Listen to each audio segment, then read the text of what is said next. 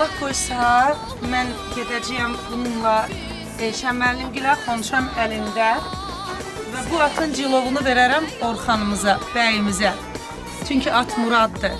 Ondan sonra Orxanla bir yerdə, mən bunu əhd eləmişdim, Orxanla bir yerdə gedəcəyik qız evinə. Orxanın əlini verərəm, gəlinimizin əlinə. Allah onları xoşbəxt eləsin. Qaydamda burada kim oturar, onu da görərik. Qoy o da sürpriz qalsın. Allah xoşbəxt eləsin.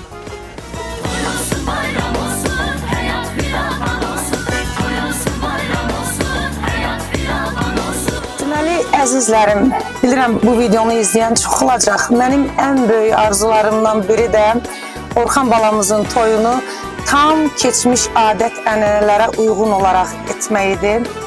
Mən Orxangilə atla getmək istəyirdim.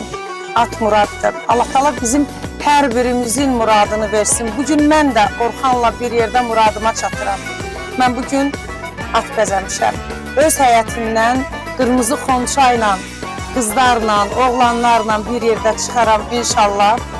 Bu xalçanı da sərmişəm Orxan üçün. Gedəndə atın cilovunu Orxanın əlinə verəcəyəm. Qoy Orxan muradına çatsın. Bir ömür xoşbəxt olsun inşallah. Orxanla bir yerdə qız evinə gedərik. Daha sonra Orxanın əlini gəlinimizin əlinə verərəm. O gəlini evimizə apararım. Çünki mən Orxanın həm də bibisiyəm, həm sinif rəhbəriyəm, həm bibisiyəm. Orxan bizim qucağımızda, bizim ocağımızda, bizim həyətimizdə böyüyür. Allah xoşbəxt eləsin. Göz dolusu görsünlər inşallah. Qoy var olsun yaradan eller, sevinsin bəxtiyar eller. Qoy var olsun yaradan eller, sevinsin bəxtiyar eller. Toy olsun bayram olsun, həyat firavan olsun. Toy olsun bayram olsun, həyat firavan olsun.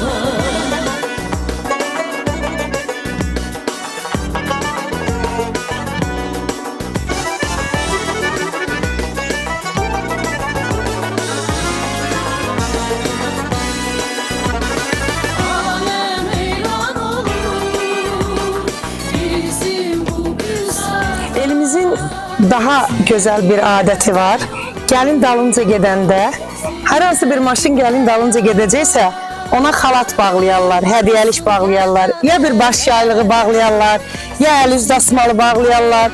Mən özümə borc bildim ki, mənim həyətimdən maşınlar çıxırsa, mən də həmin adət-ənənəyə riayət edeyim və maşınımıza dəsmal bağlayayım.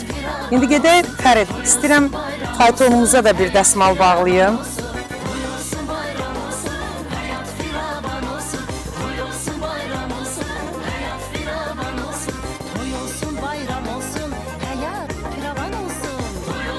Allah xeyir versin, xoşbəxt olsunlar. Mənim anamın çox gözəl bir xeyir duası var idi.